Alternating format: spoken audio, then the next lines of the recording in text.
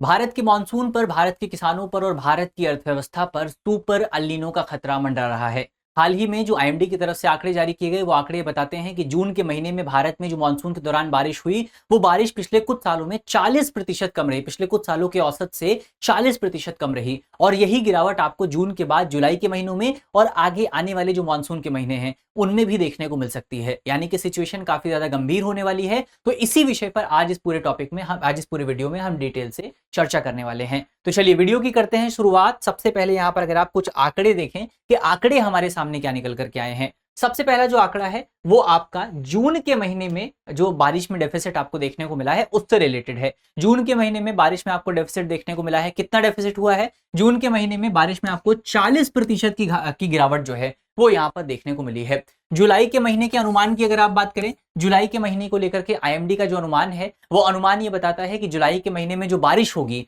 उसमें आपको 6% की गिरावट देखने को मिल सकती है। जुलाई के महीने में 6% की गिरावट आपको बारिश में देखने को मिल सकती है और 90 औसत से 94% तक बारिश जो है वो जुलाई के महीने में आपको देखने को मिलेगी। तो जुलाई के महीने में सामान्य से कम बारिश रहने की उम्मीद जो है वो यहाँ पर मौजूद है। और आईएमडी ने पूरी सिचुएशन को काफी ज्यादा निराशाजनक बताया है। आईएमडी ने कहा है कि पूरी सिचुएशन जो है काफी चिंताजनक है और इसको लगातार ट्रैक किया जाना बहुत इंपॉर्टेंट है। अगर जून के ऐतिहासिक आंकड़ों को उठा करके आप देखेंगे, जून के ऐतिहासिक आंकड़े क्या हैं? जून के महीने में इस बार 2026 का जो जून का महीना रहा है उसमें भारत में जो बारिश हुई है वो आपका लगभग 99.5 mm के आसपास आपको बारिश देखने को मिली है। 99.5 mm के आसपास औसत बारिश आपको भारत में देखने को मिली है, जो कि 1901 के बाद से पांचवी सबसे कम बारिश है। 1901 के बाद से पांचवी सबसे कम बारिश है। तो यहां पर आप देख सकते हैं 1901 के बाद से ये पांचवी जो है कम, जून के महीने में सबसे कम बारिश है। और 2014 के बाद से इसको अब तक का भारत में जून के महीने में बारिश का, मानसून का सबसे खराब प्रदर्शन कहा जा सकता है। 2014 के बाद से जून के महीने में इस बार सबसे कम बारिश जो है वो यहां पर आपको देखने को मिली है। अगर आप देखें, कर्नाटक के 15 जिले ऐसे हैं जो कि बहुत भारी वाटर डेफिसिट का सामना कर रहे हैं। और कर्नाटक मुख्य तौर पर पहले ही आपका जो वेस्टर्न घाट है उसके रेन शेडो रीजन के तौर पे काम करता है। तो इसकी वजह से और ज्यादा प्रभाव आपको कर्नाटक के इन जिलों में देखने को मिल सकता है। तो ये एक इंपॉर्टेंट पॉइंट आपको याद रखना है कि जून के महीने का ऐतिहासिक दृष्टिकोण क्या रहा है। इसके अलावा अगर आप देखें यहां पर आपका बारिश क्यों नहीं हुई है, उसके पीछे का कारण अगर हम जानने की कोशिश करें कि जून के महीने में जो बारिश में गिरावट आई है उसके पीछे का कारण क्या रहा है, बारिश में इतनी कमी क्यों हमको देखने को मिली है। अगर सबसे पहले आप सामान्य सिचुएशन की बात करें, अगर आप नॉर्मल स्टेट की बात करें, तो सामान्य सिचुएशन में क्या होता है कि जून के महीने में जब बारिश होती है तो उसकी मुख्य वजह यह होती है कि जो आपका बंगाल की खाड़ी है, यानी कि जो आपका बे ऑफ बंगाल का इलाका है, यहां पर 2 से 3 आपके जो लो प्रेशर एरियाज हैं वो क्रिएट होते हैं। यहां पर 2 से 3 लो प्रेशर एरिया क्रिएट होते हैं, जिसकी वजह से आपका जो हवा है वो हमेशा हाई प्रेशर से लो प्रेशर एरिया की तरफ चलती है। तो हवा जो है फिर इसकी वजह से आपका भारत की तरफ आती है और फिर यहां पर आपको थोड़ी बहुत बारिश जो है वो देखने को मिलती है। लेकिन इस बार की क्या सिचुएशन रही है, वर्तमान सिचुएशन अगर आप देखें, वर्तमान सिचुएशन रही है जो आईएमडी की तरफ से बताया गया कि आपका जो बे ऑफ बंगाल वाला इलाका है वहां पर एक भी लो प्रेशर एरिया आपको देखने को नहीं मिला है। बंगाल की खाड़ी वाला जो क्षेत्र है वहां पर एक भी लो प्रेशर एरिया क्रिएट नहीं हुआ है, जिसकी वजह से इस बार आपको भारत में मानसून के दौरान कम बारिश देखने को मिली है। इसके पीछे का रीजन क्या है कि आपका ये जो बंगाल की खाड़ी है यहां पर एक भी लो प्रेशर एरिया क्रिएट क्यों नहीं हुआ है। इसके पीछे हम 2 कारण देख सकते हैं। एक कारण है आपका जो इसके पीछे 2 कारण अगर आप देखें तो एक शॉर्ट टर्म कारण है और एक लॉन्ग टर्म कारण है। शॉर्ट टर्म कारण क्या है? शॉर्ट टर्म कारण है आपका अल नीनो। अल नीनो के बारे में आपको पता होगा, जिस पर अभी हम आगे बात भी करेंगे। अल नीनो का जो सामान्य प्रभाव आपको दुनिया भर के टेम्परेचर पर देखने को मिलता है और जो इंडियन ओशन हो गया, आपका जो भारत के आसपास का सब कॉन्टिनेंट है, वहां पर जो प्रभाव पड़ता है वो ये रहता है कि हमारे क्षेत्र का जो तापमान है वो कंपेरेटिवली बढ़ जाता है। अल नीनो का प्रभाव ये रहता है कि बेसिकली आपका जो तापमान है वो कंपेरेटिवली तापमान जो है वो बढ़ जाता है। इसकी वजह से आपको यहाँ पर जो है जो लो प्रेशर एरिया है वो क्रिएट होते हुए नजर नहीं आया। तो ये एक इंपॉर्टेंट पॉइंट आपको याद रखना है कि पहले सामान्य सिचुएशन में लो प्रेशर एरिया क्रिएट होता है, लेकिन अभी लो प्रेशर एरिया क्रिएट नहीं हुआ है। तो ये एक इंपॉर्टेंट पॉइंट आपको याद होना चाहिए। अब यहाँ पर आपका जो मॉनसून में कमी आ रही है, जो मॉनसून में यहाँ पर गिरावट आई है, उस गिरावट के क्या प्रभाव आपको देखने को मिल सकते हैं, क्या इंपैक्ट यहाँ पर रहने वाला है। सबसे पहला इंपैक्ट आपको भारत में एग्रीकल्चर क्षेत्र पर देखने को मिलेगा, क्योंकि भारत की बहुत बड़ी जो एग्रीकल्चर इकोनॉमी है वो आपका मॉनसून पर डिपेंडेंट है। भारत की बहुत बड़ी जो एग्रीकल्चर इकोनॉमी है वो मॉनसून पर डिपेंडेंट है। तो फसल की बुआई में यहाँ पर देरी हुई है, उत्पादन के कम होने का खतरा मौजूद है, हीट स्ट्रेस का खतरा यहाँ पर आपको देखने को मिलेगा। टेम्परेचर जब ज्यादा होगा, बारिश कम होगी, तो हीट स्ट्रेस का खतरा है, हीट स्ट्रोक का खतरा है। पारिस्थितिकी तंत्र, हमारी जो प्राकृतिक संतुलन है, हरियाली है, उसको यहाँ पर नुकसान हो सकता है। जो आपका विद्युत हाइड्रो पावर है, बिजली उत्पादन क्षमता यहाँ पर प्रभावित हो सकती है, और पेयजल की उपलब्धता जो है उस पर और ज्यादा दबाव जो है वो आपका बढ़ सकता है। चलिए आगे बढ़ते हैं, लेकिन आगे बढ़ने से पहले आपके लिए एक इंपॉर्टेंट सूचना है। सूचना ये है कि अगर आप यूपीएससी की तैयारी कर रहे हैं तो हम आपके लिए एक बहुत ही शानदार कोर्स लेकर के आए हैं, जिसका नाम है ISGS फाउंडेशन कोर्स। ये जो कोर्स है, ये कोर्स मुख्य तौर पर आपका फाउंडेशन कोर्स है, जहां पर आपकी नींव को मजबूत किया जाएगा। इसमें हम आपकी प्रीलिम्स की तैयारी को भी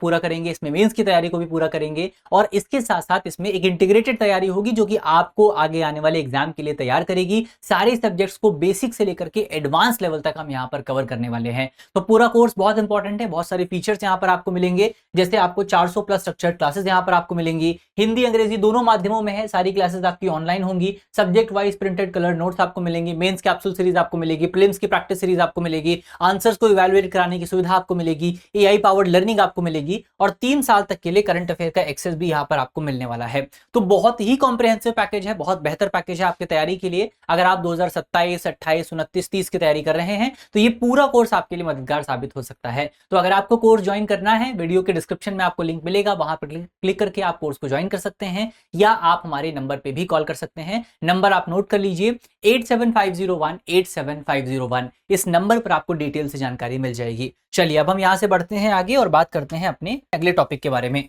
तो ये तमाम प्रभाव आपको देखने को मिलेंगे। इसके अलावा खासतौर पर एग्रीकल्चर पर अगर प्रभाव की आप बात करें तो इस बार आपका खरीफ की जो फसल है उस पर थोड़ा बहुत प्रभाव आपको देखने को मिला है। अगर आप आंकड़ों की बात करें तो पिछले साल की इसी अवधि की तुलना में खरीफ फसल के जो एरिया है उसमें आपको लगभग 22% की गिरावट देखने को मिली है। खरीफ फसल के एरिया में 22% की गिरावट जो है इस बार आपको देखने को मिली है, और किसान जो हैं वो बेसिकली अभी तक इंतजार कर रहे हैं कि जब अच्छी बारिश होगी तब वो अपनी फसल को उगाना शुरू करेंगे, तब वो अपनी फसल की बुआई जो है शुरू करेंगे। तो अच्छी बारिश अभी तक नहीं हो पाई है, जिसकी वजह से भारत में आपको खरीफ फसल की जो बुआई है वो भी देखने को नहीं मिली है। टोटल जो एरिया है उसमें 22% की गिरावट जो है ओवरऑल यहाँ पर आपको देखने को मिली है। इसके अलावा अगर आप असली अपराधी की बात करें, यानी कि इन तमाम सिचुएशन के पीछे कौन जिम्मेदार है, जो मूल कारण अगर आप खोजने की कोशिश करें, वो है आपका super El Nino. Super El Nino अगर आप देखें क्या होता है, सबसे पहले हमको अल नीनो पता होना चाहिए। अल नीनो का बहुत सिंपल सा मतलब ये है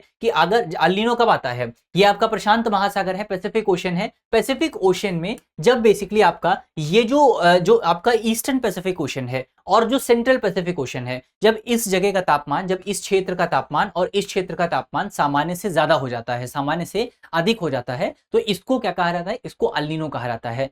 सुपर एल नीनो क्या होता है, जब इन दोनों क्षेत्रों का तापमान जो है औसत से 2 डिग्री सेल्सियस ज्यादा हो जाता है। सुपर एल नीनो क्या है, जब इन दोनों क्षेत्रों का तापमान जो है वो औसत से 2 डिग्री सेल्सियस ज्यादा हो जाता है, तो इसको सुपर एल नीनो कहा जाता है। इन दोनों का प्रभाव क्या रहता है, प्रभाव बेसिकली अगर आप भारत पर खासतौर पर प्रभाव की बात करें तो भारतीय मॉनसून के पैटर्न को ये पूरी जो घटना है वो सीधे तौर पर प्रभावित करती है, जिसकी वजह से भारत में बारिश कम होती है और जो टेम्परेचर है वो सामान्य से ज्यादा रहता है। बारिश कम होती है और टेम्परेचर सामान्य से ज्यादा रहता है। भारत में अल नीनो के इतिहास की अगर आप बात करें, भारत के अल नीनो पर आपको 60% जोखिम का जो आपको इतिहास है वो देखने को मिलेगा। अगर आप ऐतिहासिक डेटा को उठा करके देखेंगे तो डेटा ये बताता है कि हर 10 अल नीनो वर्षों में से 6 वर्षों में भारत में कमजोर दक्षिण पश्चिम मानसून आपको देखने को मिला है। यानी कि कमजोर आपको जो वेस्टर्न जो आपका साउथ वेस्ट मानसून है वो आपको देखने को मिला है। हर 10 घटनाओं में से, हर 10 मानसून की घटनाओं में से 6 बार आपको कम मानसून जो है वो देखने को मिला है। और जो 4 बार मानसून ठीक ठाक रहा है वो भी बहुत बेहतर नहीं रहा है, वो भी आपका उस पर इंडियन ओशन डायपोल का प्रभाव आपको देखने को मिला है, इसीलिए कम इंपैक्ट रहा है, लेकिन उसके बावजूद ये इंपैक्ट आपको देखने को जरूर मिला है। तो ये एक इंपॉर्टेंट पॉइंट यहां पर आपको याद रखना है। यहां पर इंडियन ओशन डायपोल की हमने बात की थी। इंडियन ओशन डायपोल को लेकर के कुछ एक्सपर्ट्स का अनुमान यह है कि थोड़ी बहुत राहत जो है वो इंडियन ओशन डायपोल हमको प्रदान कर सकता है। सबसे पहले इंडियन ओशन डायपोल होता क्या है, इंडियन ओशन डायपोल अगर आप देखें तो ये आपका पश्चिमी और पूर्वी हिंद महासागर क्षेत्र के बीच के तापमान का अंतर होता है। तो इसको क्या कहते हैं? अगर आपसे कोई पूछे कि इंडियन ओशन डायपोल का क्या मतलब है, तो आपको सीधे तौर पर बताना है इंडियन ओशन डायपोल का मतलब है पश्चिमी और पूर्वी हिंद महासागर जो है उनके बीच का टेम्परेचर डिफरेंस। ये टेम्परेचर डिफरेंस आपका पॉजिटिव और नेगेटिव होता है। तो आईओडी जो है वो आईओडी पॉजिटिव भी हो सकता है, आईओडी नेगेटिव भी हो सकता है। आईओडी पॉजिटिव जो है वो भारत पर पॉजिटिव इंपैक्ट रखता है और आईओडी नेगेटिव जो है वो भारत पर नेगेटिव इंपैक्ट रखता है। तो ये एक इंपॉर्टेंट पॉइंट आपको पता होना चाहिए। सैद्धांतिक तौर पर आईओडी पॉजिटिव जो है उसका अल्नीनो पर प्रभाव ये रहता है कि जब अल्नीनो आता है और आईओडी पॉजिटिव रहता है तो इसकी वजह से भारत की मानसून पर जो प्रभाव है वो प्रभाव सीमित हो जाता है, यानी कि भारत का मानसून ठीक ठाक रहता है। तो ये एक इंपॉर्टेंट पॉइंट आपको याद रखना है। ऑस्ट्रेलिया के मौसम जो विभाग है, ऑस्ट्रेलियन ब्यूरो जो है, उसकी तरफ से कहा गया है कि आईओडी जो है, इंडियन ओशन डायपोल जो है, वो अगस्त और सितंबर में विकसित हो सकता है और सैद्धांतिक रूप से ये मानसून में कुछ राहत प्रदान कर सकता है। लेकिन इस संदर्भ में आईएमडी ने जो अनुमान जारी किया है, इंडिया मेट्रोलॉजिकल डिपार्टमेंट ने जो अनुमान जारी किया है, उस अनुमान में बताया गया है कि आपका आईओडी जो है, इंडियन ओशन डायपोल जो है, वो आएगा लेकिन आईओडी पॉजिटिव नहीं रहेगा। आईओडी इस बार न्यूट्रल आपको देखने को मिलेगा, न नेगेटिव रहेगा न पॉजिटिव रहेगा, आईओडी न्यूट्रल आपको देखने को मिलेगा, जिसकी वजह से जो राहत यहां पर मिल सकती थी उतनी राहत नहीं मिलेगी। कुछ राहत जरूर मिलेगी लेकिन जितनी राहत मिल सकती थी उतनी राहत यहां पर नहीं मिलने वाली है। ये एक इंपॉर्टेंट पॉइंट आपको याद रखना है। आईएमडी के जो महानिदेशक हैं उनकी तरफ से जो स्टेटमेंट दिया गया, उस स्टेटमेंट में उन्होंने बताया कि आपका जो अल्नीनो है वो एक बड़े भाई की तरह है और जो आईओडी है वो एक छोटे भाई की तरह है, जिसकी वजह से अल्नीनो का प्रभाव ज्यादा रहेगा और आईओडी का प्रभाव कंपैरेटिवली कम रहेगा। तो ये बात जो है आईएमडी की तरफ से बताई गई है, इसको आपको याद रखना है। अब इसके अलावा यहाँ पर हमारा जो टॉपिक है वो होता है समाप्त। अंत में आपके लिए करंट अफेयर का एक सवाल है जिसका जवाब आपको कॉमेंट बॉक्स में देना है। सवाल में आपसे पूछा गया है, बेसिकली सवाल हमारा है कि अल नीनो के संदर्भ में निम्नलिखित कथनों पर विचार कीजिए। अल नीनो के संदर्भ में निम्नलिखित कथनों पर विचार कीजिए। निम्नलिखित कथनों में से कौन सा सही नहीं है ये हमको बताना है। हमारे ऑप्शन है, जून 2026 में विकसित हुए अल नीनो ने भारत में मानसूनी वर्षा को नकारात्मक रूप से प्रभावित किया है। दूसरा हमारा स्टेटमेंट है, सुपर अल नीनो का अर्थ है कि इस अवधि के दौरान मध्य प्रशांत यानी सेंट्रल पैसिफिक क्षेत्र असामान्य रूप से गर्म रहेगा।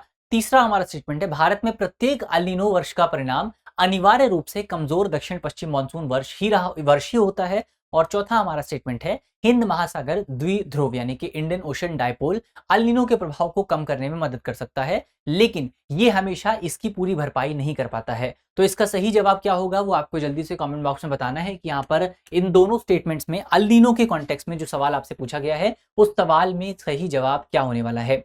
तो इसी नोट के साथ करते हैं आज की अपनी वीडियो को समाप्त। मुझे उम्मीद है कि इस वीडियो में हमने जितने भी इंपॉर्टेंट टॉपिक डिस्कस किए हैं वो सारे टॉपिक आपको समझ में आए होंगे। अगर आपको वीडियो अच्छी लगी है तो वीडियो को लाइक कीजिएगा, वीडियो को शेयर कीजिएगा अपने दोस्तों के साथ, अपने साथियों के साथ।